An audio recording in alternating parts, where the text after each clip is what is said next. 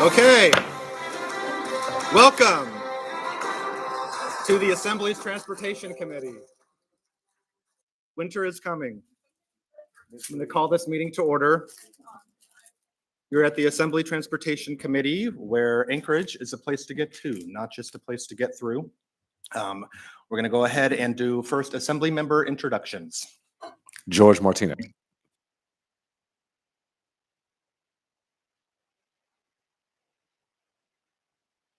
Karen Braga. Andy Folk. Mark Littlefield. Daniel Voland. Meg Zalatar.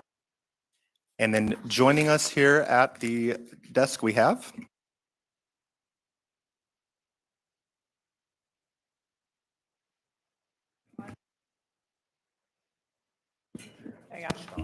Becky Wint-Pearson, Municipal Manager.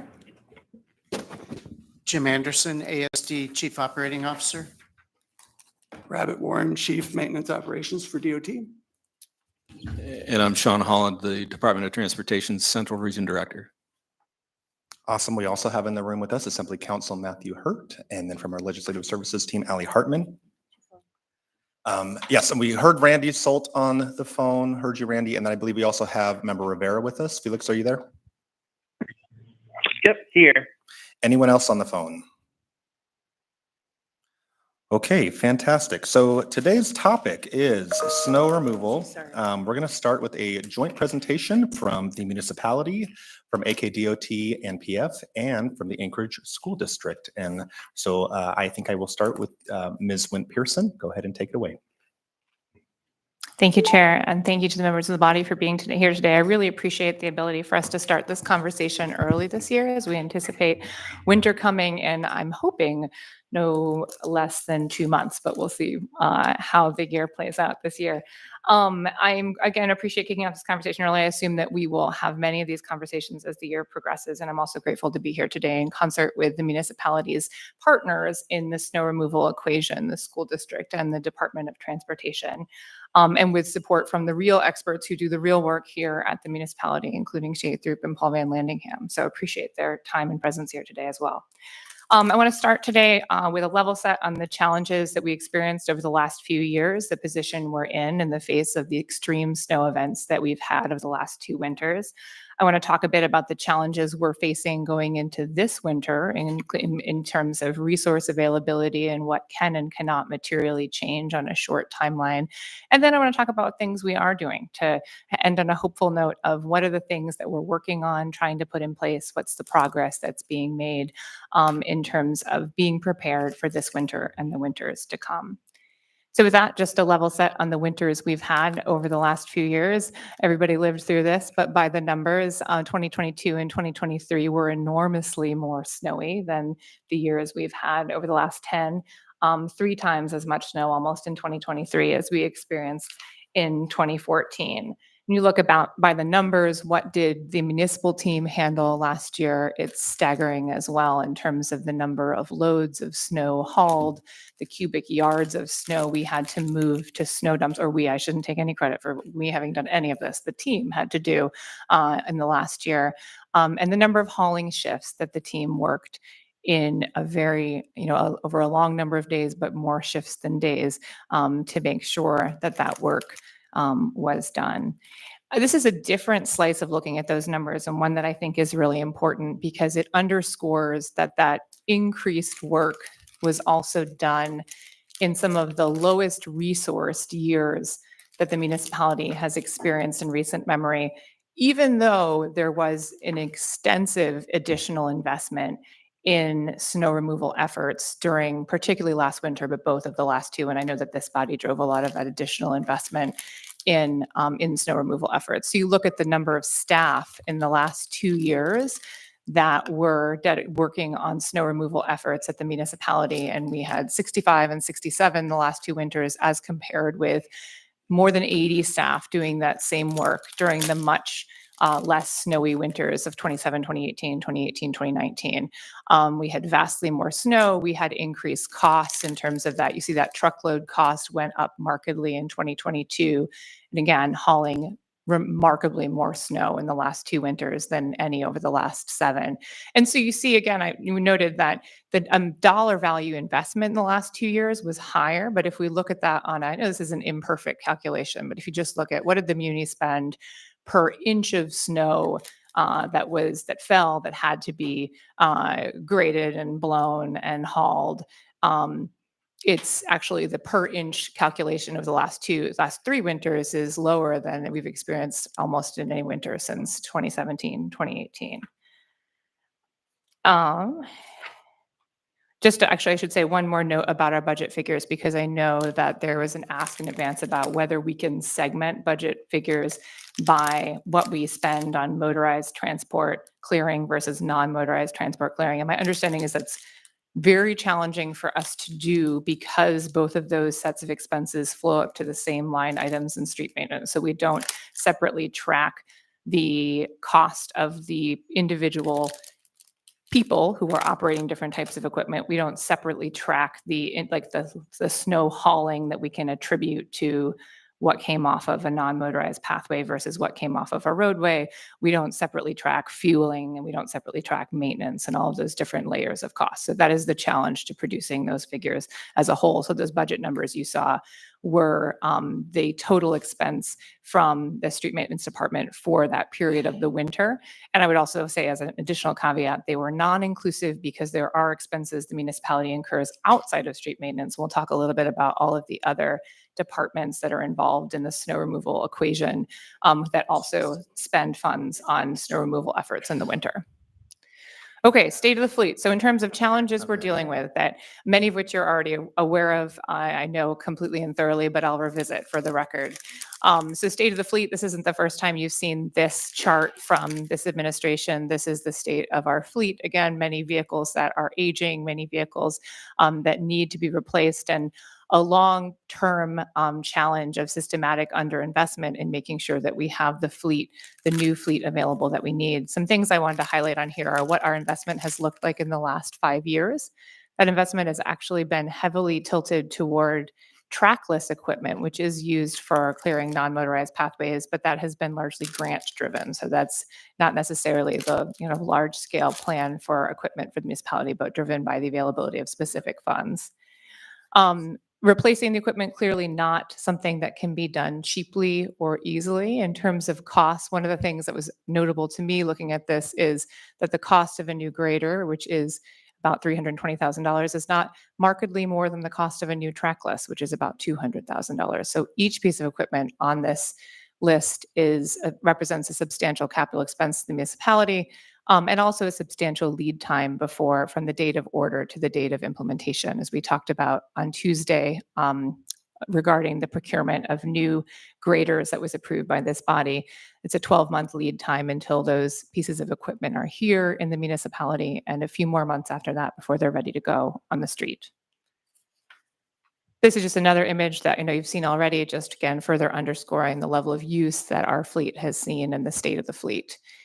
So then we talk about personnel. This is the HR chart of what our vacancies look like in maintenance and operations as of September 1st of this year.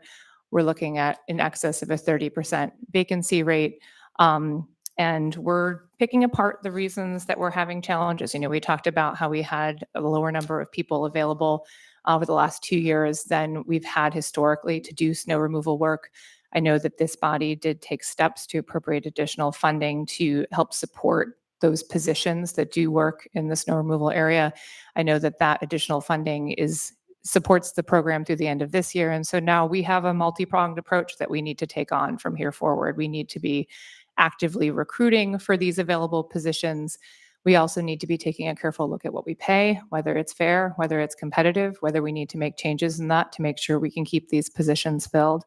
And just to make sure that we can continue to make incremental progress. And this is where I'm going to start to turn to the good news column of what are we doing? What can we do? What are we doing proactively? And I think the name of the game across every axis of this equation for this winter is to take every opportunity available to make incremental progress in being proactive, efficient, coordinated, communicative, and creative, because we're not going to totally revamp the fleet in the next 2 months. We aren't going to materially change how we operate in large ways, but we can take every opportunity to be proactive, identify the smaller ways, the ways we can coordinate, communicate, be creative.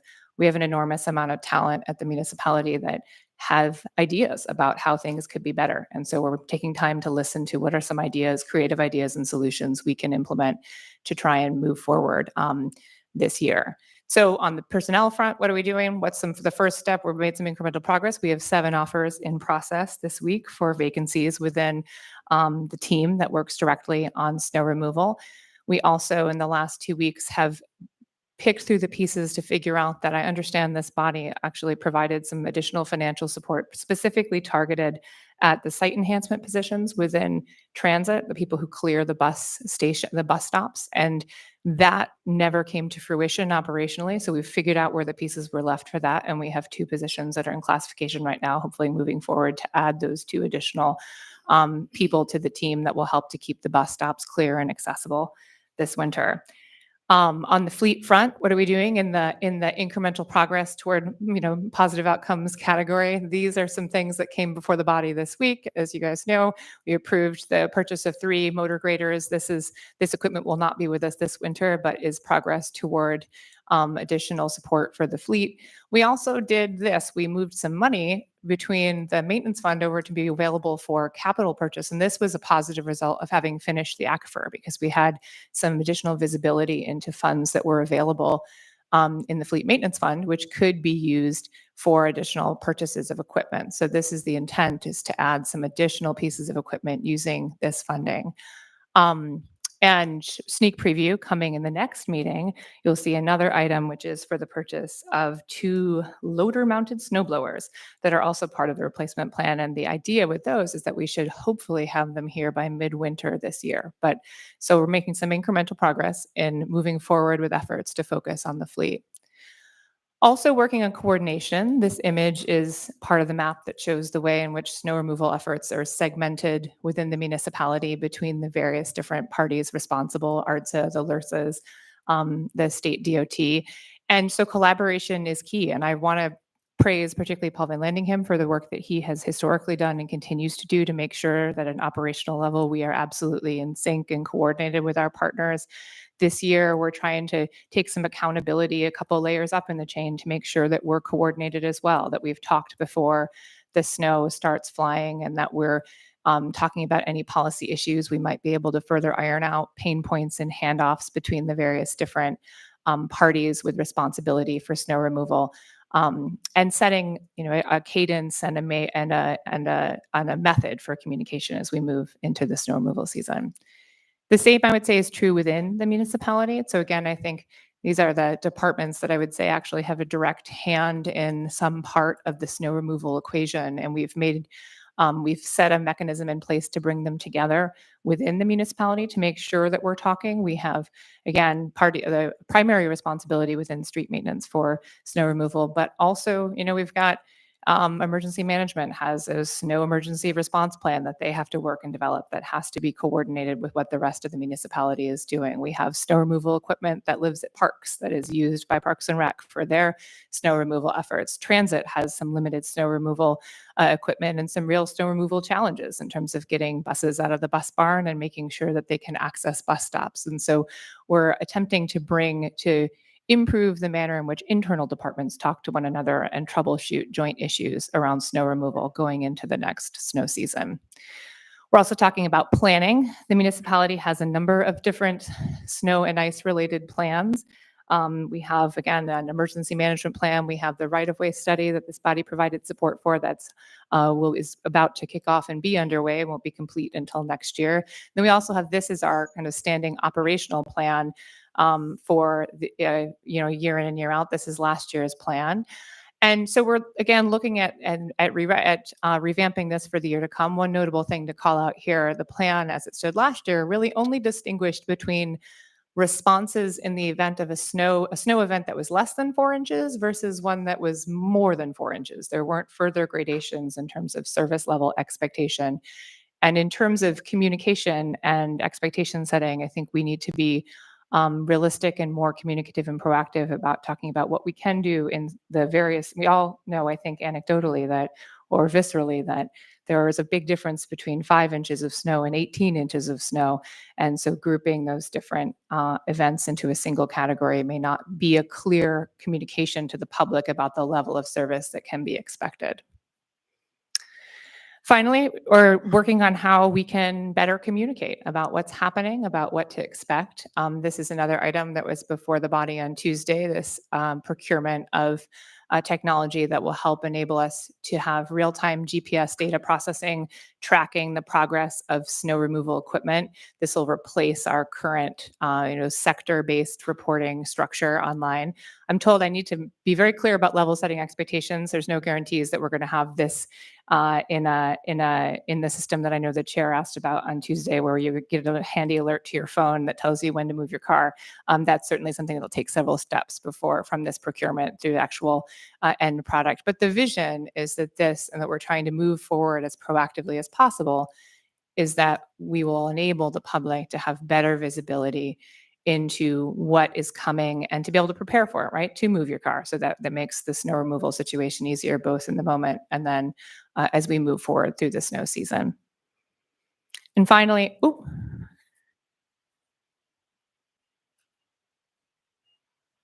apologies, I lost my last slide there. So finally, I would say our last step is really what I mentioned, is that we are workshopping bright ideas. Again, to emphasize, we have a lot of people focused on snow, working on snow with real subject matter expertise within the municipal staff. And so we're trying to surface and explore every bright idea that we can pursue to try and see if that can help us with improvement, including potentially changing our strategy around bus stops, or exploring whether there's an opportunity to use a different level of service that is a triage mode to make sure that we can get roads open and get buses to school and emergency vehicles through in larger scale snow events. That's something short of the level of service that we would otherwise anticipate working to. And we're workshopping, again, essentially everything else we can come up with in order to make some positive progress as we look into the 2024-2025 season. So questions for me, or should I keep going through? I have Member Zolotel and then Member Brawley. Thank you. Thanks for the presentation. On the budget side, couple of things. One is, so we appropriate money, on a calendar year, and snow just bridges 2 of those calendar years. So going into 2024, is it possible for you to get us kind of what money we have now in our snow removal budget, and then we can add what we have in 25, and then help us keep track of the burn rate? Because as appropriators, we've been asked to approve additional snow hauling at this contract, that contract, and we're not always getting visibility into our burn rate. So we don't have the knowledge like what you just broke down for us. So that's just a request moving forward. It's good to know if we are getting dumped on early and we're burning through our money, if we need to find more money, or how that informs our future appropriation decisions. To the chair, members, I think absolutely we can. I want to take it offline because I have some questions just to make sure that we're getting you exactly what you need in terms of what that body of money is and what you're, and how you want to see it tracked. But absolutely happy to have that conversation and see what we can pull together and make sure that those numbers are transparent. All right, thank you. I saw you had a per haul out cost. I'm curious if there's a plow out cost. And that might be something you need to dig up, because what I would like to be able to talk to the public about is, if we plow out this many times, it costs this much money. If we haul out this many times, it costs this much money, to really start quantifying for the public, like a service level demand budget. If we want this level of service, this is what it costs. Because I think, as you've elucidated, there are financial challenges in meeting kind of the public's expectation for snow removal. And then lastly, What's being done on the labor side around getting operators in the door? I know wages is part of that. We have asked for 2 consecutive years in the past, and we heard from the operating engineers to say, hey, we'd really like to have an administrative agreement or sit down and talk about our wages. What's happening on that front?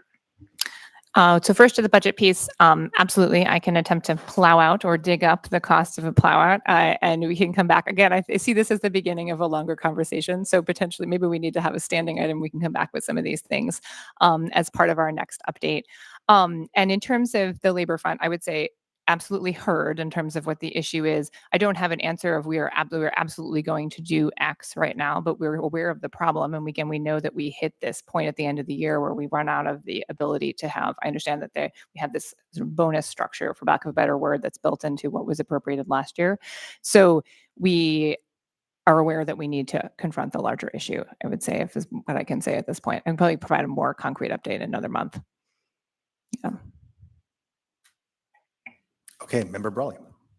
Thanks. Yeah, I have a question, excuse me, on the fleet, and probably something that needs follow-up, but, so I appreciate the age of the fleet, the number of miles on it, the fact that it's hard to order more and it's expensive, and then also we need people to run them.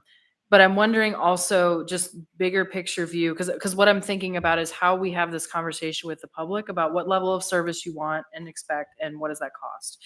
And I know you guys are thinking about that too. But I'm wondering also if we could have some kind of look back of, because I know historically we've had more people, and also we've had probably a smaller footprint, a smaller number of road miles. I mean, I also know that some of the additions to our city are private subdivisions, and I'll use West Park as an example. So they manage their own snow. And so even though we've added those road miles, and I think they are, I'm actually not sure if they're public streets there, but that's not adding to the plow out responsibility directly. But I would like to kind of see some kind of trajectory of the number of road miles that the city's responsible for, because I know it's also grown at the state level, and maybe lane miles is the way to think about it. Because 4-lane road takes more to plow than a 1-lane road. Because I think we just need to have that conversation, because my guess is that we are adding some of these equipment, and also we are expecting that a much bigger area is served in the way that it was served in the 80s and 90s. And that is not a realistic expectation. It just isn't. And so I think that is one thing I'd like to see. And again, as the building the groundwork for having that real conversation with the public. And I think there is an equivalent ask on the state side, because that's probably grown as well. But I think for the muni, since that's our responsibility, I think it's important. So that's on the fleet side, really thinking ahead. On the communication strategy, I will share. So I'm thinking back to the last big thing that we had last winter, and that was, of course, my first time in this role. We were getting angry calls and emails. I know, and actually to the prior administration's credit, there was an effort to funnel those and say, here's who you need to talk to, right? So trying to be responsive to those things and funneling that to the right place. I had my aide, my poor aide, assembly aide, calling people back and just getting yelled at on the phone to the point that he was like, I don't feel comfortable doing that part of the job anymore, right? And so I don't want to put that on my now graduated college student, right, to take on the brunt of that. But it's a real thing, and I know you guys appreciate that. So what I'm saying is, I think I do appreciate the comment about communication. I think that should be starting as soon as possible before the snow flies. I know you know this. And also just, I think a lot of it is going to have to be managing frustration. And I think we need to think about that. And to your point, managing expectations. But the answer is not going to be that every single person who calls is immediately going to see a plow an hour later, right? And I don't like to give that answer, but it is the true answer. And so I'm just asking the administration if we can think about what that looks like, and then giving that message to assembly members, and also where to funnel that frustration. And then an idea I had to maybe respond to is to the extent that we could also be proactively communicating with folks who can get word out to other people. So 2 things that came to mind were property managers of rental properties and HOA managers, because there are a few companies that actually do that service for a lot of a lot of different HOAs in town. Of course, they're doing their own snow plowing service, but it's just a way to amplify the messaging and get it out, I think, to the extent possible, especially where to call, and again, being proactive with all that stuff. So to your point about ideas, that's one I just want to put on the table. But just sharing, kind of trying to troubleshoot some of the friction that we saw last year, in addition to the operational side. Thanks. Okay, I have Member Martinez and then Salt and then Bronga, and then I want to make sure that we turn to our other guest as well. So Member Martinez, go ahead. Thank you, Chair. I just wanted to go back to a little bit more about the bus stops. And can you give me a sense of what type of work is required on the bus stops? And I'm thinking of this with respect to, I've seen on various occasions, groups like the Alaska Military Youth Academy be utilized to maintain bus stops. That might be part of their civic engagement work, but can you just describe kind of what operations are required for bus stop removal, and is there opportunity for like manual work like that? Thank you. Good question, Mr. Martinez. There are, as I understand it, 3 different elements of bus stop work. One element is the clearing out of the pullouts to make sure that the pullouts are clear, and that involves the use of the limited snow removal equipment that the transit department actually owns themselves, the trucks with plows on the front of them. There's a second piece, which is clearing out the bus stop itself to make sure that people can access the stop, can sit at the stop, et cetera. And that's what the site enhancement team that we talked about adding those additional positions do, that's what they do. They clear out the stations themselves. I understand that to be relatively light duty work that does not involve heavy equipment. There's a third conundrum, which is in the event of a heavy snow, when there is a berm plowed next to the structure, that people then have a hard time getting through or over in order to access the shelter. And that's something we're still workshopping. What the right answer is there. Is the answer to have some limited equipment available that could make a path through there? Is the answer to do some, are there tweaks to how the pullouts are plowed that would help not create those berms? So that's, I think, an operations conundrum we've not yet solved, but it's on the list of things that we know is a pain point that needs some additional attention. So I don't know an immediate answer to your question of whether there's something that could be done. It seems like of those 3 categories, the most likely opportunity for any kind of work by someone is category 2, right? Is the making sure the bus stop is cleared out and accessible and able to be accessed by people who want to sit in it and wait for a bus. I could certainly connect you, or you could reach out to Bart at Transit for some further details on what exactly that work is, if there's an area for volunteers to take that on and help augment. I know that team is very taxed and that they have an enormous load of bus shelters to reach for the number of people on it. So I think that would be the further conversation to have. That'd be a great conversation. And I particularly highlight the Alaska Military Youth Academy because I have seen them engage in that probably second tier of snow removal work on bus stops. Thank you. All right, Member Salt.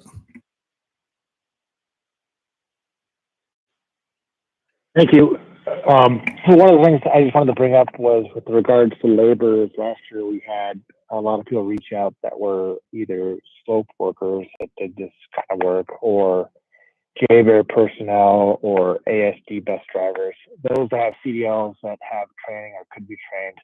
At some point, that could be a good flex capacity that could get into a prolonged response, and the core team needs breaks. Or if we have shortages throughout the winter, it might be something you can tap into if you can, of course, figure out all the labor issues associated with pulling in that kind of a temporary hire. Thank you.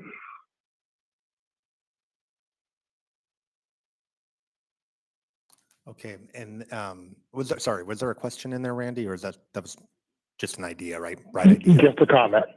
Awesome. Thank you. And then Member Bronga. Thank you. I love that you mentioned the coordination, because it's been really frustrating in our area of town to see where a pedestrian route is plowed and then the road gets plowed, covering what was just done. And I kind of wondered, is there any tracking of the number of times we've had to redo a pedestrian route due to the lack of coordination? Because it seems like it happens a lot. And I'm mindful. I love that it seemed like last year, the state routes along Tudor were really rough, and Muldoon for pedestrians. But overall, it seemed like, wow, the pedestrian routes were getting done very fast and the road a little slower, and that caused some of the problem. And the other thing I was thinking of is when I was first elected, this really sweet gentleman, Ed Olmsted, reached out to me, and he was a former bus driver, and he's like, we've got a crisis coming, and he knew about the age of the fleet, and he was very interested in like a citizens coalition to get together, and it just kind of got dropped. But I know there's people out there that have great ideas, and maybe trying to engage with some of them would be a great idea.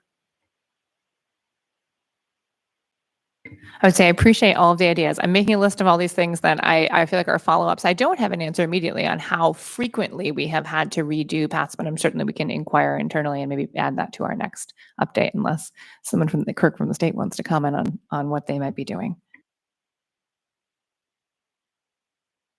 Okay, great. I think we will plow ahead and hear from some of our other guests. I think should we go to DOT maybe? Sean. I'll let you have it. All right, thank you. Through the chair, for the record, Kirk Warren, Chief of Maintenance and Operations for DOT. And someone is controlling the slides, I take it? Okay.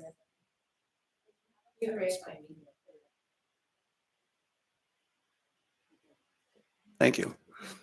Thank you for the invitation. We're happy to be here. We will probably identify a lot of the same pain points that Becky brought up.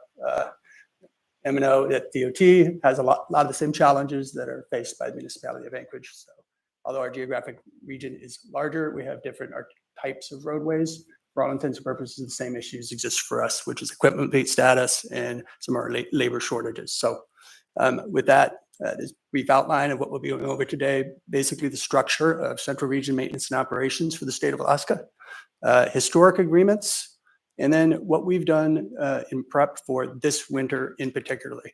The contracting that we're putting in place, overview of the prioritization system as it exists for DOT, and then the status of our equipment fleet. So that next slide, please.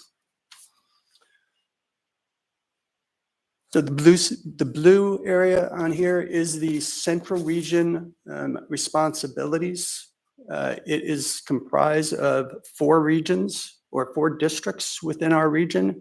We have approximately 5,290 lane miles, as Representative Brawley mentioned. That's a metric, and that's defined as basically a 12-foot wide strip. 1 lane mile is 12 foot wide by 1 mile long. So if you have a 24-foot top, 2 lane miles for 1 mile of roadway. It's the easiest way to describe it. We have 22 maintenance stations, 72 airports to maintain, close to 300 bridges, impact 107 communities. Within a few multiple metropolitan planning organizations, obviously the one that we're familiar with here is AMATS, but there's one being developed in Mat-Su Valley right now. And then FAST and Fairbanks, obviously. Next slide, please. Statistics continue. So out of those 5,300 lane miles that we're responsible for, close to 1,800 of them are in the Anchorage District. Anchorage District is comprised, it basically starts on the north end at the Old Glen and the Glen Highway intersection. And on the south end, it goes to Ingram Creek, which is close to Turnagain Pass, getting up the hill to go up to Turnagain Pass. The stations that are involved in M&O responsibilities in the wintertime, we have the Birchwood Station north of Anchorage, and we have the Girdwood Station south of Anchorage. And then the Anchorage Shop, which is on Tudor Road. Our average annual budget is $50 million out of the undesignated general fund from the state of Alaska. That is supplemented for our summer work program, which is federally subsidized work, which we complete ditching, crack sealing, lighting, striping, other responsibilities. All of the crews that are engaged in those activities come back into the station, and they're redesignated into winter response teams in the winter time. So they're broken up into disparate crews in the summertime. They all come back together, and for all intents and purposes, although administrative things they do, it's all snow and ice. That's what they're controlling. Next slide, please. So we have highlighted next to each of the different districts there. You will see the number of staff employed in those districts. So Anchorage has 55 full-time staff. Our region has 181 permanent positions, 14 full-time seasonal positions, and 14 non-permanent district positions. Next slide, please.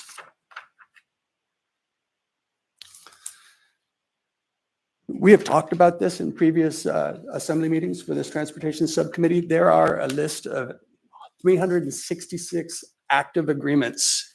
For the most part, those are fully functional between the municipality of Anchorage and the state of Alaska Department of Transportation. Although I should note that out of that 366, that is region-wide. So there are, a handful of them with other entities like Matsu Borough, Kenai Peninsula, but for the most part, this is all between MOA and the state of Alaska DOT. Informal agreements, probably the best way to describe that, that's the handshake agreements, for lack of a better term. It's the operational structure whereby, as Becky mentioned, Paul and Casey, I have my superintendent here for the Anchorage district, they work very well together. So those informal agreements provide flexibility in a way that perhaps formalized agreements do not. So what we look at when we look at formal versus informal is that if there's going to be a incremental budget complexity introduced to DOT, then we will formalize that agreement in some way, shape, or form to make sure that it's collected and we're able to track it over multiple years. So that's how we kind of look at that. Next slide, please. Winter contracting for 2025. Last year, DOT in the Anchorage area was a shot across the bow. We contracted with entity to do Eagle River. There were 4 areas, I believe, and it was the first time that we'd engaged with the contracting community to plow some of our roads. This year, we've expanded that to some extent. We've included Kenai Peninsula and we've included Matsu Valley in that outreach. It's one ITB, invitation to bid, so it'll be one advertisement with 21 lots. So contractors are able to bid on lots within that solicitation for the areas that they think that they'll be able to bite off and shoot. That opens on October 17th, or excuse me. I guess it's past 9/17. I'm sorry, there's a typo on that page. It should be 10/17 is when that opens. Is that right? No, we're still September. Disregard. September 17th is the accurate number. This week. You may recall the state appropriated $915,000 this year to M&O Forces for statewide contracted snowplows. Our contracting, we have been allocated a small portion of that appropriation. Right now, the amount is $500,000. So we intend to supplement that ITB by using that appropriation. If we actually go over that amount, we're able to move amongst that appropriation to change the allocations amongst the districts or the regions. So I anticipate if Anchorage sees a large snowfall, for example, and Fairbanks does not, we may change that allocation. So we're working closely with the commissioner's office on that to make sure that we're engaged.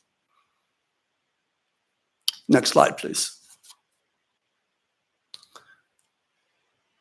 So the website link there, obviously nobody can click on that, but I'll be happy to provide it to anybody that would like it. That outlines the prioritization system, which is what the state of Alaska uses as we're clearing our roadways.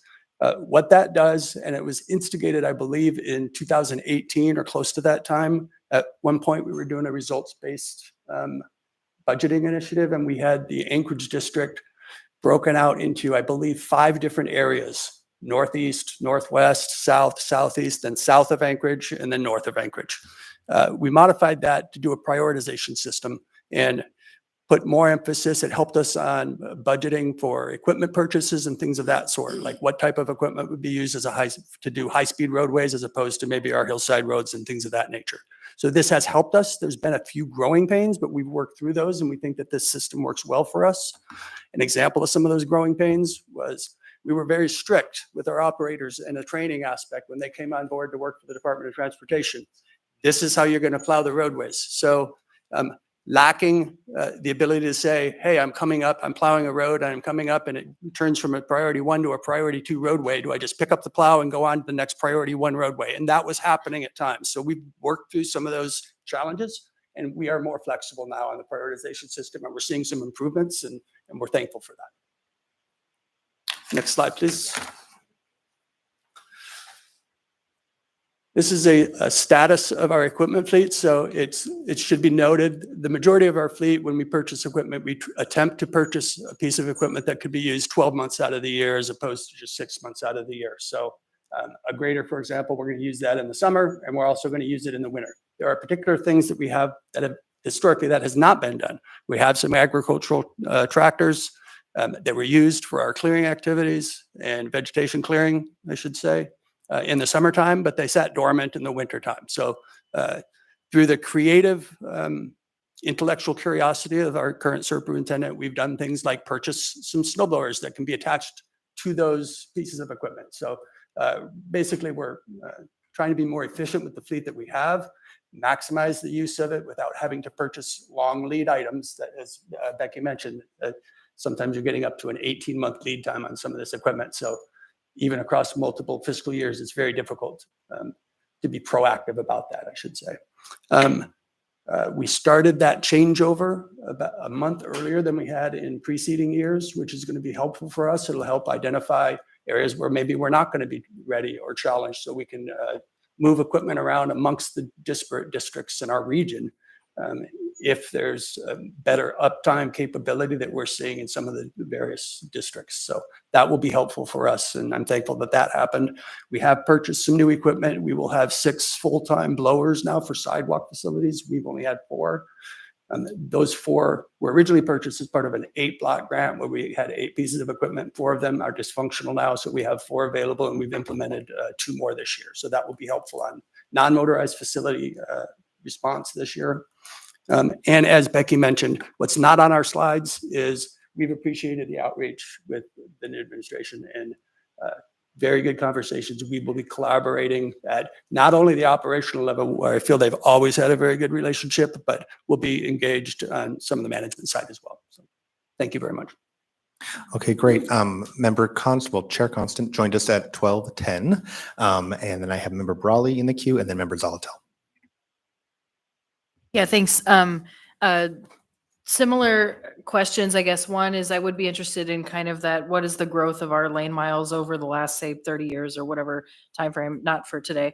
I'm also curious, I appreciate that it looks like there's actually a similar amount of road miles for Anchorage, Kenai, and Matsu. I imagine a lot of that is the highways that you guys maintain. That is obviously not our responsibility, but there's also major arterials. So I'm just curious, and then I have one other question, but I'm curious, what is the mix in those other boroughs? Because what we have in Anchorage obviously is the highways, but that's really the minority of the total road miles that you guys maintain, because it's all of our major roads, Tudor, Northern Lights, et cetera. And I'm just curious, is that what it looks like in Matsu and Kenai, or is it more that it's just major highway corridors? Yeah, thank you through the chair, Representative Brawley. It's a good question. We do have a breakdown of the prioritization system and the number of miles in each of the different districts, and I'd be happy to provide that. Thanks. And I guess just in general, though, is it that the other boroughs have mostly state highways, or do they have this situation where there's a lot of kind of major state roads that are also that are state roads? So it's all of them are unique in some respect. So when we have 4 different districts, one of the districts is Southwest, which really has no lane miles, right? It's mostly rural airports. So a lot of our airports that are listed on here as part of our infrastructures in Southeast or in the Southwest district. So the Matsu district, for example, it has the Parks Highway and the Glen Highway. So, and I think it goes to milepost 118 on the Glen, and I'm not exactly off the top of my head exactly where it goes on the Parks, but those are the major thoroughfares for that district. Kenai Peninsula, same thing, the Sterling Highway, K Beach Road. So it's the definition of these prioritization systems. For the most part, it's average daily traffic, so it's the ADTs, but it's also other things like emergency vehicles and things like that. So in general, Anchorage certainly has the larger capacity roadways, certainly more traveled axle loads, right? Equivalent axle loads. But to get the breakdown, I'll just have to provide that list to you. Thank you. Yeah, I appreciate that. And that's a follow-up. The other question is similar around communication, I guess. And I appreciate that you guys are collaborating more and thinking about that beyond just the operations. But I'm curious, and if you don't have an answer now, that's fine, but kind of where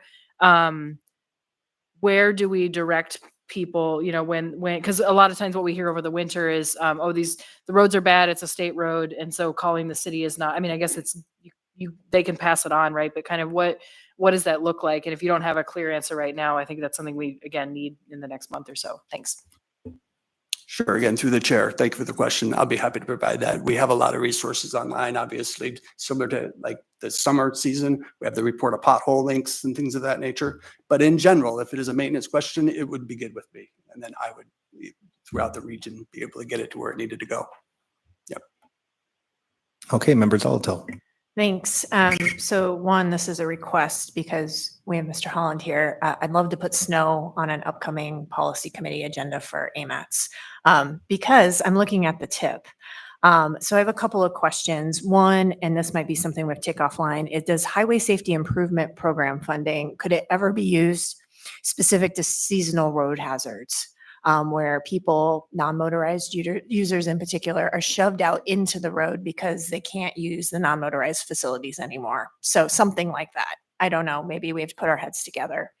Second is I was looking in the tip and it looked like under some CMAQ funding, the Muni has $1 million in 23 and 24 specifically for non-motorized equipment. It said in FY24 the state would contribute $500,000 in addition. I just want to follow up and see if that happened, and then we can figure out what it was spent on.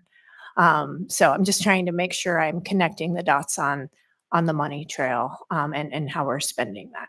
Thanks. Oh yeah, one more request. Can municipality and the state get together to plow fireweed from Arctic to the highway? Please let the muni plow it. Please, please, please. I get more calls about that stretch of road than any other stretch because it's substantially different than what they're seeing on the rest of fireweed. It's also a really popular area for pedestrians. Okay, any other members with questions before we move on? Oh, Member Littlefield, go ahead. You said that. Yep. Thank you, Chair. I have a couple quick questions. You got a $50 million annual budget. Have you seen an increase or a decrease? You know, the cost of doing business is a whole lot more than it was 5 years ago. So I don't know if you're asking for money or not, or you should be. And the next question would be the employee positions. Are you sitting at 100%? Or are you down a few? Yeah, through the chair. Thank you, Representative Littlefield. The budgeting, I won't say it's been flat funding. Certainly when we have discussions in the deliberative with OMB and others, we certainly see the majority of those conversations revolving around what service level has been discussed here, what service level is anticipated to be provided. It's extremely difficult with an operating budget to assume how much snow is going to fall in a disparate winter, right? And the last 2 seasons has been it's thrown a monkey wrench in it, so to speak. So we engage in those continuously throughout the year. Right? And then on the positions, we recently have a contract negotiation with our labor trades and crafts union, which resulted in the increase in pay. We are starting to see some dividends in that increased pay, which has been helpful. We still have some unique vacancies, but we try to manage those as best we can. I thank you for that answer. And I have one more follow-up on your winter contractor. I didn't see lot 3 and 4 called out on your slide. That's my area. So I would just, if you could provide that information to me, that would be great. Thank you. Be happy to do so. Okay, I have a question. Do you have a similar prioritization mapping for your non-motorized facilities? Thank you, Chair. On the bottom of that slide, I hope I captured that note. The prioritization system for our non-motorized facilities is the same as the adjacent roadway. So. Thank you. That's helpful. And then also with so there's the 50 million a year, I think it was, budget with the additional 10 to 15 million. But if we could go back to the slide on the contracting, I'm just curious about how the state appropriation, 915,000, is that additional or is that part of the overall budget? Yeah, thank you, Chair. That 915 is part of that $50 million. Okay, thank you. Any other questions? Going. Okay, we'll go to our representative from the Anchorage School District.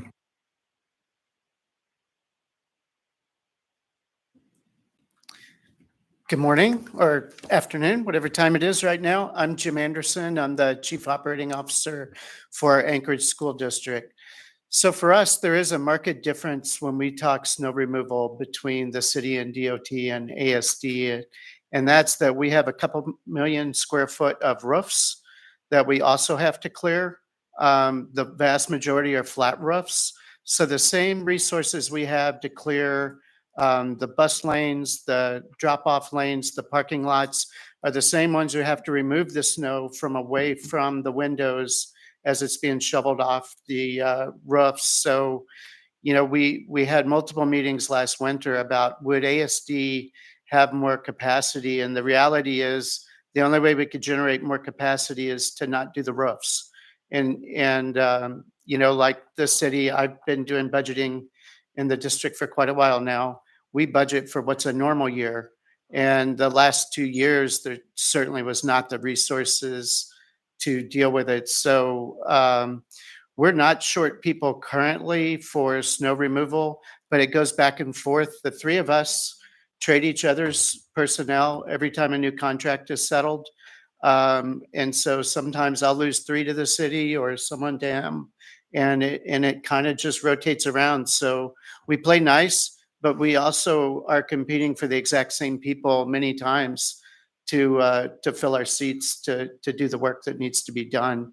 The other big difference for ASD when we look at roads, and I've got a slide we could talk a little bit about it, is if you're worried about the city buses, you're really looking at the main arterial roads.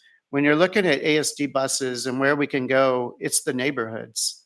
And so while the city, or while the state and the city do need to focus on the arterials, for us to actually get buses to where the kids are, it goes all the way down to neighborhoods. So it's, you know, the last 2 years were somewhat traumatic for a lot of people. But I will say this is the first time at senior executive level in the last, I've been in the district 9 years, as long as I can remember, that we started meeting in the month of August and started working on how to work together so we keep each other informed as to what the priorities are. At operational level, it always happened. But then there was this gap of knowledge and information, which is needed for us to do expectation management and to make the decisions we need to make during the winter months, especially during a major snow event. So if we go to the next slide, you can see that we do have a little over 60 pieces of snow removal equipment. Obviously, there's an additional 800 or 900 when you include everything at schools down to snowblower level. We've been spending the summer trying to get all of our equipment up. I think in almost all 3 of our areas by January, a significant amount of our equipment was struggling. And we have a lot of equipment over 20 years old. We invested over the last 7 years into buses because our bus fleet was over 23 years on average. And now we're making this shift toward, we've got a good life cycle replacement on buses, and now we're looking at snow removals. So we have ordered this week 3 dump trucks and a sander. We think one of them might be coming sooner rather than later, but many of them will come in the spring or summer when it'll only help us for next year.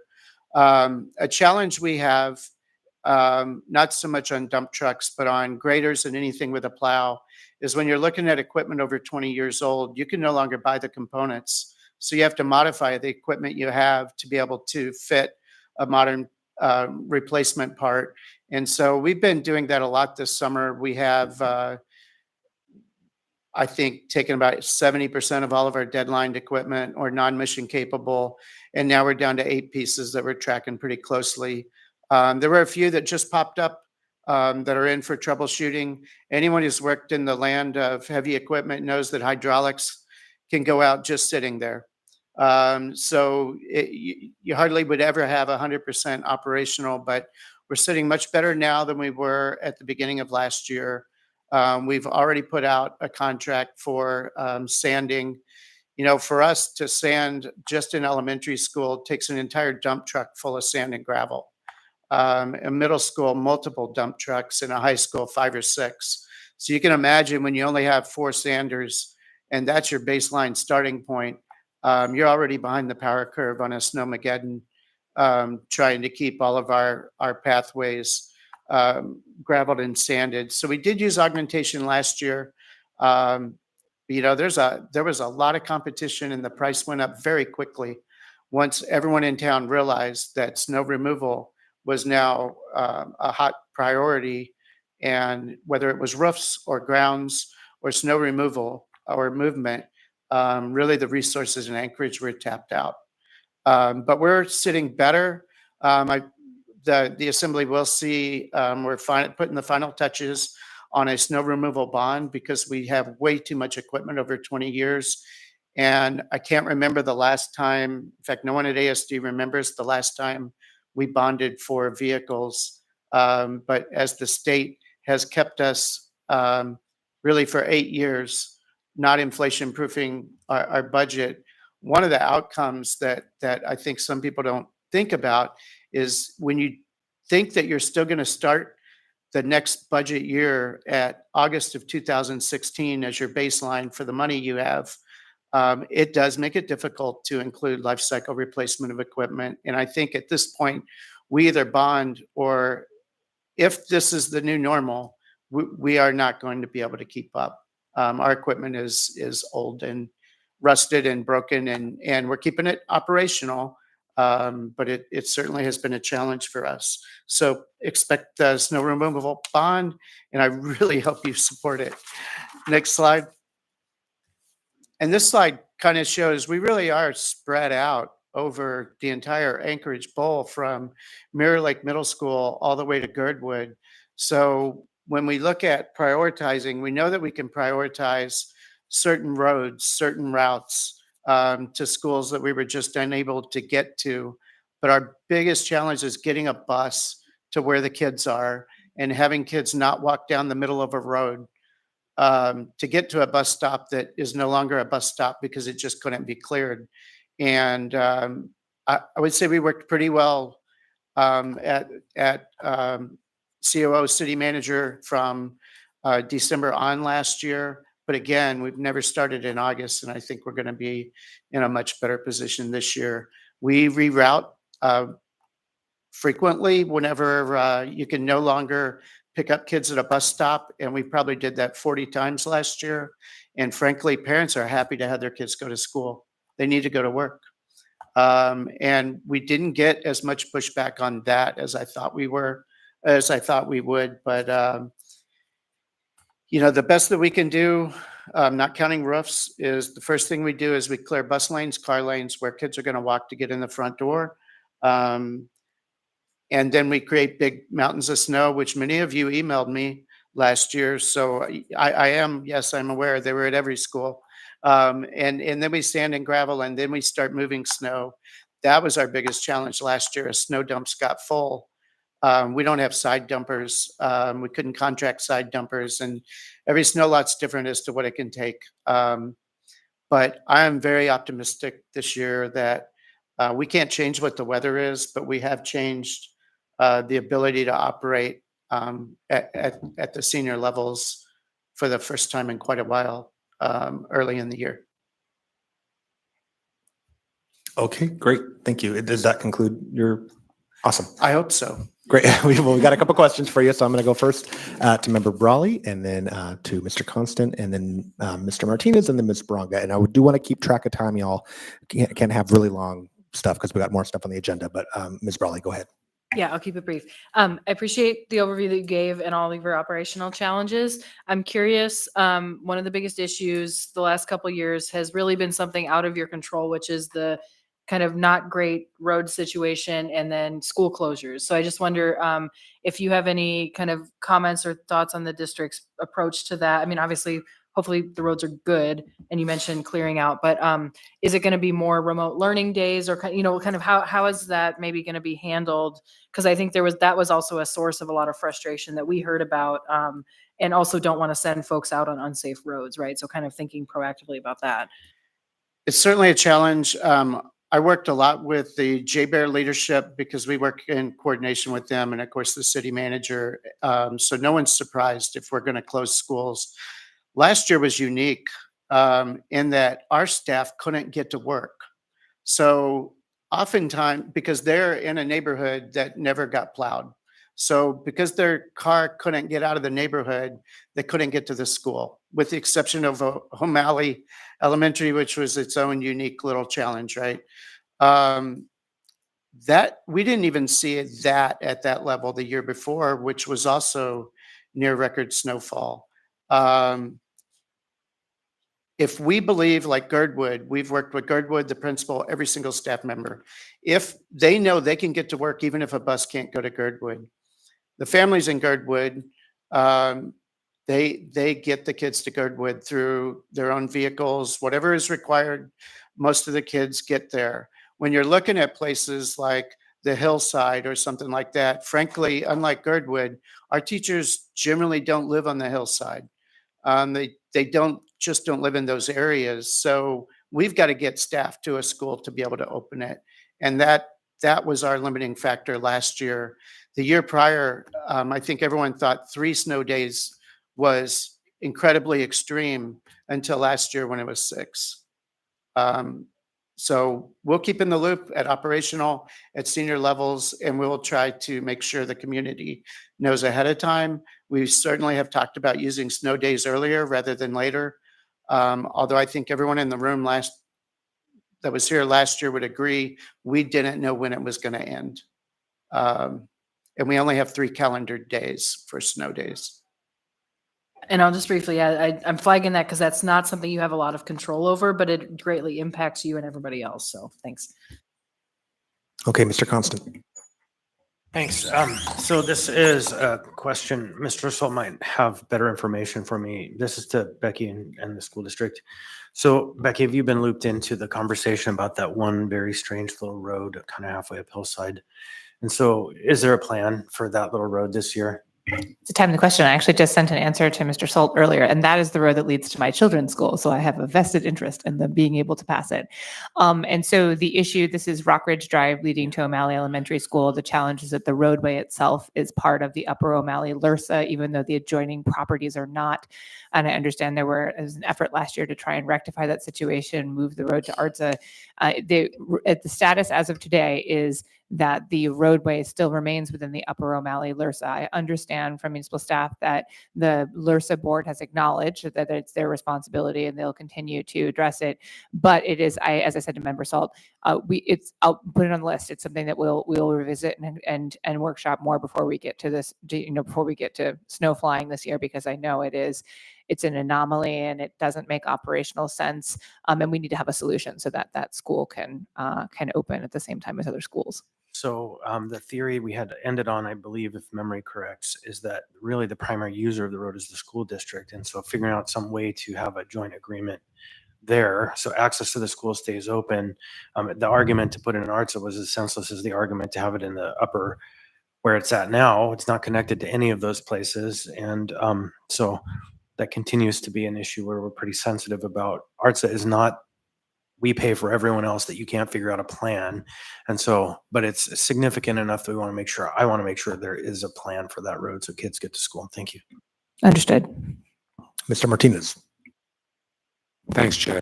To Jim, can you talk a little bit about what happens with bus stops in the wintertime for young people? I'm thinking of what happens when a bus stop is not accessible. Do you all have alternative bus stops, congregate, or is there alternative plans when the immediate bus stop or primary bus stops are not accessible? We created dozens of new alternative bus pickup and drop-off locations last year. There were a lot of small communities. A lot of the trailer parks had contracted snow removal that didn't show up in a timely manner. So we covered most of those outside of normal pickup because we couldn't drive through. And every area where buses were, it was hazardous to drive a bus, and we knew if it was going to keep sliding into ditches, we would move those routes as well as bus stops and send that to parents the night before. Frequently, we were making the final decision the night before. And it, frankly, it worked. It allowed us to keep going to school when otherwise there would have been other schools that would have been like O'Malley that would have been closed because we couldn't pick all the kids up. But yes, we have multiple, dozens and dozens of alternate stops. We put it out as needed. And I have one suggestion, perhaps it's considered, but just to throw it out there. I'm thinking of, from emergency management perspective, designated areas that are like for disaster relief. We're going to have a designated area where we know the resources will be, so they would necessarily have to be stretched out.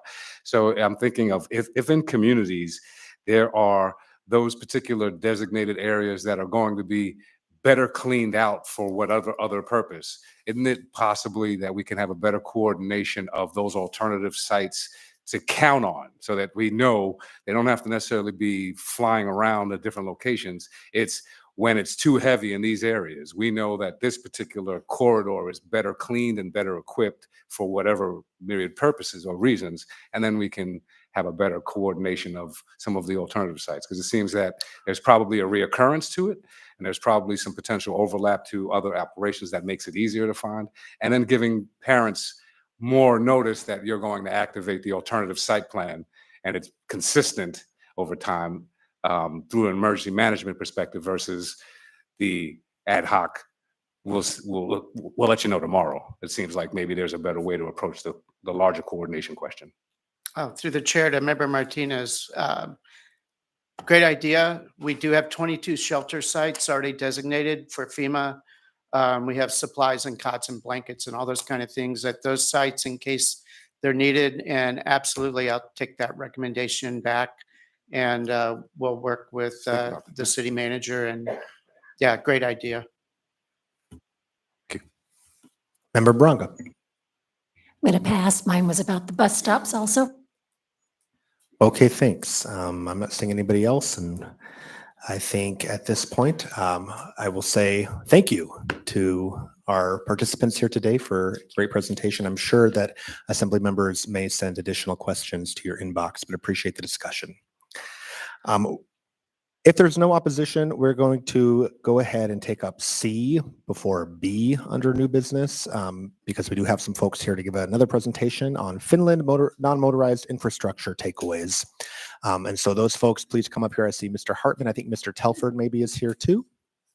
And then we have our own member Zolotel, who's going to contribute to this presentation as well.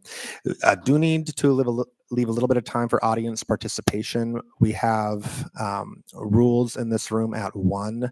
So again, without any opposition, I'm going to ask my committee members if you would be okay extending until 12:55, so we leave a little bit of time for audience participation.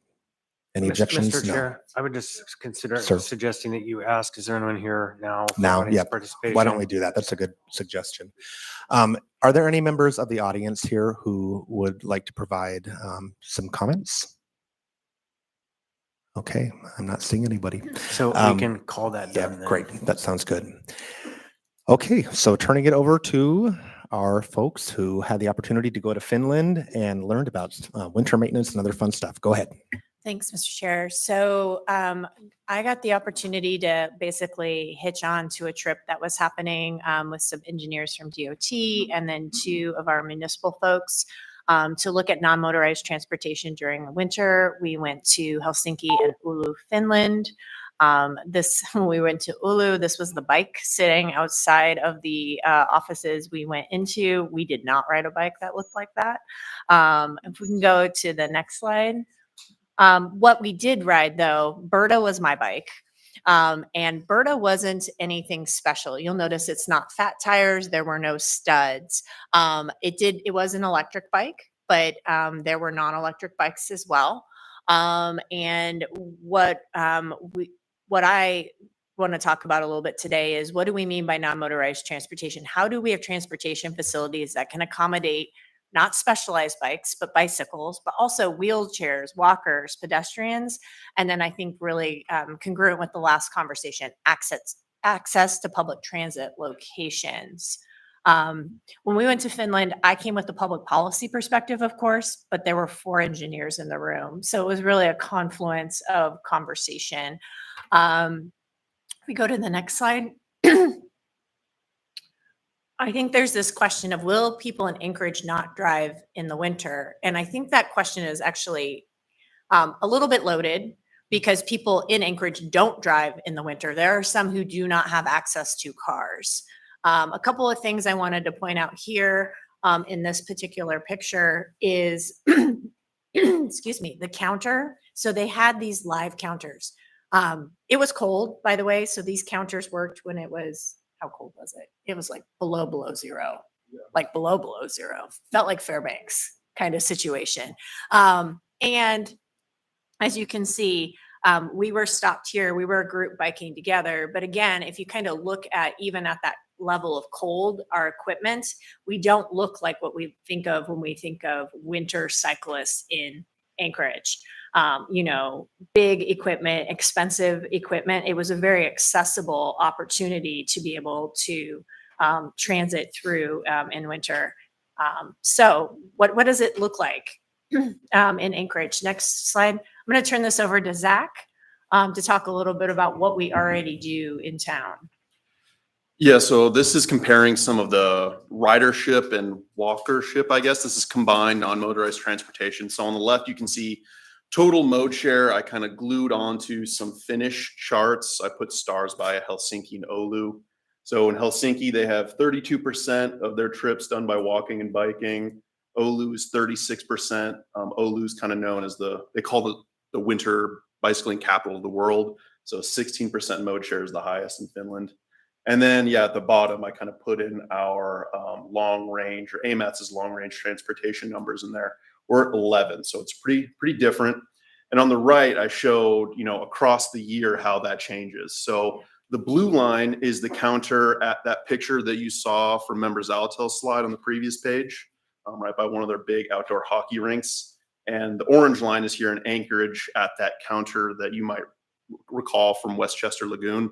So probably one of the busiest counter stations we have. So it follows the same trend line throughout the year, but the baseline is just so much higher in Oulu.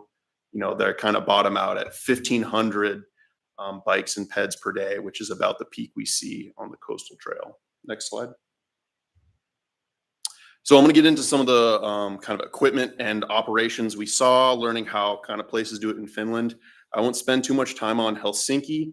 This I made a scene at the Continental Breakfast to take this photo because it looked very familiar, you know, to a maintenance layperson like myself. I'm like, I see that in Anchorage. The big difference I'll point out here is the serrated blades on, I guess it's the belly of this equipment. We'll touch on that a little bit later too. Next slide. This is a Bana in Helsinki, or a bicycle superhighway. So this is kind of the core of their network, what they're really showing off to us on how to plan, design, construct, and maintain stuff like this. I'm pointing this out because it was a light snow day in Helsinki, and you can already see the bike half of this superhighway had already got one pass. And in a couple minutes after this photo was taken, we saw another pass. And it was also a piece of equipment I recognize. It was trackless equipment, and it had a power sweeper fitted onto it. So in Helsinki, we were seeing stuff that looked fairly familiar in Anchorage. In this case here, you can see a staff person working on the stairwell. This was a contractor here that was doing this in Helsinki and getting this little bit amount of snow swept up. I saw a member point at my shoes. So here's the thing. So one, there were folks who had ice cleats on in Helsinki. Helsinki was icy. It was actually more icy than I was expecting. But in Oulu, people dressed for the weather, sure, but it wasn't necessarily the specialized, like my tennis shoes or my snow boots. I actually wore my extra toughs when I bicycled and walked because the maintenance is set for pedestrians to, and that was where, and we'll talk a little bit more about that greater piece, that belly of the equipment. So they're grooming or moving snow in a way that accommodates all non-motorized types of transportation. So for the most part, walking around in tennis shoes actually felt pretty comfortable. So another reason I like this photo, if you look closely at the person on the bike, it's like a road bike and they have a toddler on the back. Pretty unique. All right, next one. All right, so I'm leaving Helsinki alone for now and jumping to, this is 11 key points we heard from Oulu. Like I said, they call themselves the bicycling capital of the world. We talked for hours on kind of their maintenance approach, and this is kind of one of the last slides they shared to us. All the lessons they've learned over the last decade plus on kind of revolutionizing their system in 11 key points. And I'll kind of summarize these two. Most of their system for winter maintenance is contract based. In the top left, you can see a little map there that shows 10 areas in Oulu. If my memory is right, only 2 of those are done by city staff with the city fleet. Everything else is contracted out in those areas. But then the key thing we talked about was over top of that, there is a separate dedicated contract for those bike superhighways. So those kind of go beyond any of those areas. They cross all those boundaries, and it's one contract specific to that network. And even within that contract, specific drivers and equipment are focusing on certain routes. So that driver's doing the same thing every day, and that's required. They also spend a lot of time talking about their quality control. So much of the improvements they've seen is changing how they update their contracts. They specify anything and everything, the type of equipment, how it's maintained. You see these folks on a bike right here, those are plow operators. They require their plow operators to get out a certain amount of time during the winter and ride it themselves. They require the operators to host like pop-up events where they give out coffee and solicit feedback. They also have lots of bonus and penalty structures worked into their contract based on objective things like performance, as well as subjective things like how the public has responded. Next slide. They pair it with technology as well. So they have quality assurance controls. Like they have a major, like if they require plowing to start with 4 millimeters of snow, in order to make sure it's actually starting with 4 millimeters of snow, they measure it using technology on the trail. So they know when it's triggered, and they should have the expectation for those contractors to be out on the trail. The other thing I wanted to say about Oulu is it's not like Amsterdam. It's not some heavy bicycle focused for a long-term community. Okay. It has poor public transit. It's still a very car-centric community. So I really appreciated being there because it felt a lot like Anchorage, but they've found ways to create more of this opportunity. So I wanted to kind of set that. If you don't know about this place, it's not like we went to a place where bicycles are the only form of transportation or even the primary transportation. Is very much like Anchorage in that way, that the bus system still could use some help, and very, very car-centric. This is a little bit more detail on how these contracts work. The far left and far right-hand side of these is the requirements for just their 10 basic area contracts. And then I drew that red square around that dedicated bike superhighway contract. So basically this chart is just telling us for each class of roadway, at what depth of snow their kind of obligation triggers. So you can see on the far left, for a class 1 motor vehicle lane, once they get to 2 inches of snow, that needs to be cleared within 4 hours.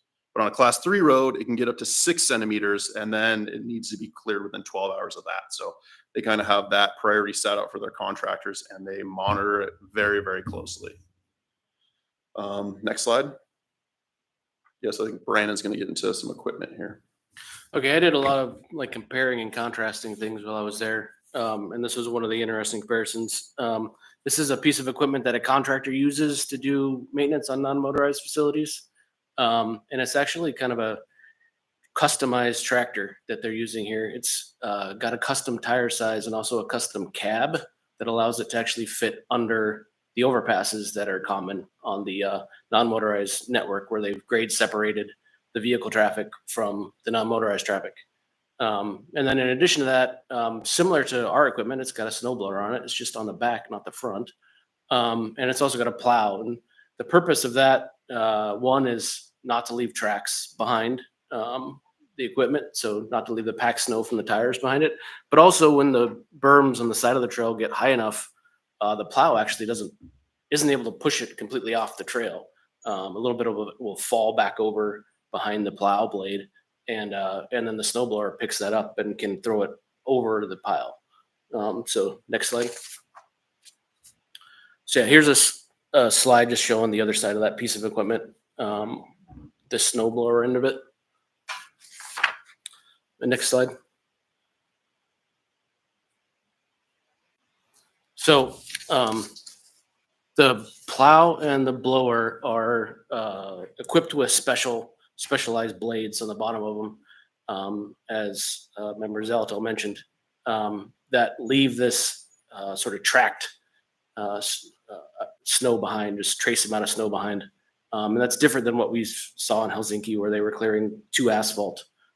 Here, they're leaving that little bit of snow behind, and I think it's a product of trial and error of trying to find a solution that allows optimal traction for all the users. Again, like has been mentioned, we're not just talking about bikes. We're talking about walkers, people using other forms of transportation, such as wheelchairs or scooters. And so this is one component of their equipment that is specifically customized for that traction purpose. Next slide.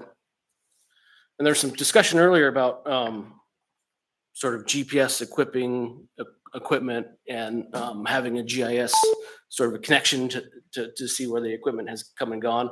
And they've taken a different approach here, where at spots along their routes, they're actually measuring using technology, measuring the depth of snow in real time. And that informs not only the contractors and the city, but it also is available to the public and informs the public, and it can help people decide whether or not they are going to be able to take that bicycle trip across town, whether the conditions are right for that or not. And so the light pole you see there, it's got several pieces of equipment on it. One of them is a laser pointed at the trail that is measuring the real-time depth of snow in that location. And next slide, I'll go ahead and have the shot of that, what that laser looks like on the ground. So again, a different approach, but it certainly provides a lot of information. I think, there was some discussion earlier about you could have a sidewalk equipment go through and then have street equipment put snow back on the sidewalk. And this is an example of a way that, a GPS system will just show that a sidewalk's been cleared and the street's been cleared. It won't give you that additional layer of information that actually snow's been pushed back onto the trail after it's been cleared. So next slide, please. So these are some of the takeaways we had, which is winter maintenance in Oulu is a customer service business. It is about making the trail users happy. And when I say trail users, I mean the people of the city happy so that they can get around. We learned that the trail system is built as such that is often shorter to transit in a non-motorized way than if you were to drive that way. So you don't have to necessarily bundle up for a trip across town because it's just shorter. I mean, at some point you just have to bundle up because it's just too cold outside. And it is, I love the second one. The city's role was to coach, facilitate, and motivate the contractor. Like basically they've hired specialists to do this and to get better and better and better and to be partners in refining the process. And that it wasn't always about money. It was about priority. It was the city's strategic choice and a core value. The number of bikes you see outside of a school in the middle of winter here is mind-boggling. And because they have a core value of getting outside and exercising. So it was really about that. And then about equality. They shared this picture with us, but it's really important that everyone be able to get around. And if you remember, we've had some pictures in the ADN of people with disabilities, visual impairments, or just having to literally walk down the highway because you can't get on the sidewalk. Next slide. So this is something that came up during we had a German grad student who had looked at bicycling in Oulu in the winter and the rest of kind of when you just Googled it and you see, right, we have a fat tire bike in Anchorage. We may have more equipment versus it is very social. It's just what you do. You just get on the bike and go in Oulu. You don't have to necessarily gear up. Again, in February when we went, we geared up because it was really, really cold, but it was dressing the same as if I were to go for a walk. It wasn't special because I was getting on a bike. And I think that's a difference. It helps remove the barrier to it. Next slide. So the question and why we wanted to present, or why I wanted to present, they were nice enough to come along. They're not actually going to pose the policy questions, but I do, which is, can we prioritize non-motorized transportation, particularly in the winter? And I have asked some questions, or maybe some starting points. Can we start by understanding current spending? It sounds like that might be complicated. Can we separate those things out? Can we start by understanding current prioritization of non-motorized facilities and maybe think about having a separate plan and leverage other efforts? By other efforts, I meant around like public transit efforts, or can we make sure we're getting alignment? And then should we define what we mean by non-motorized transportation for winter and what facilities we're talking about? We have a lot of multi-use trails. What they do not do in Ulu is use any of their multi-use trails, so non-motorized transportation trails, for skiing. They have a separate ski network, because I know we could have some conflicts there. So it's a difference. And then can we treat snow storage as a key amenity? So it allows us to be able to do these types of things. And I know Brandon's thought a lot about this, and he has some really specific suggestions, but purchase right away for it. What are we going to do? We're about to go into the right of way study. I really hope we can lift up non-motorized transportation in that conversation. And then next slide. So I included these two pictures. One, biking together and getting around together was very social. We were on the, is that where we were, on the edge of the lake? Yeah, that's the one on the right. Yeah, we're on the edge of the lake, where the lake is actually plowed, so you can bike to the airport. So you can that's common. You can bike to the airport in the winter. And then just the scenery, right? So there are these it's just a part about being outside. It was really a cultural embrace of winter. Talk about a winter city, and people who embrace winter. These folks embrace winter. And then next slide. Was that the last one? Okay. Oh, this one is just a piece of equipment in action. We are really geeked out over the equipment. We can play real quick. Oh. Ooh. Yeah, there we go. Okay. So this is on a trail.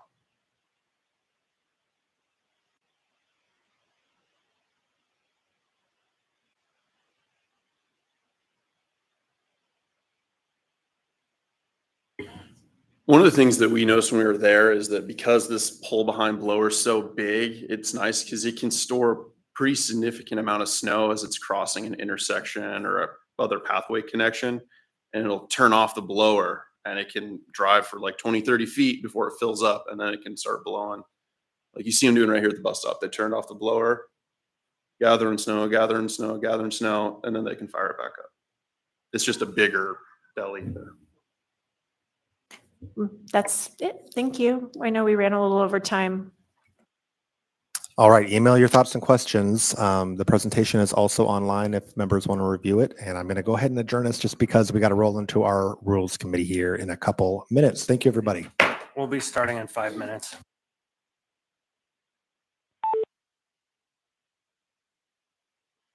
Muted.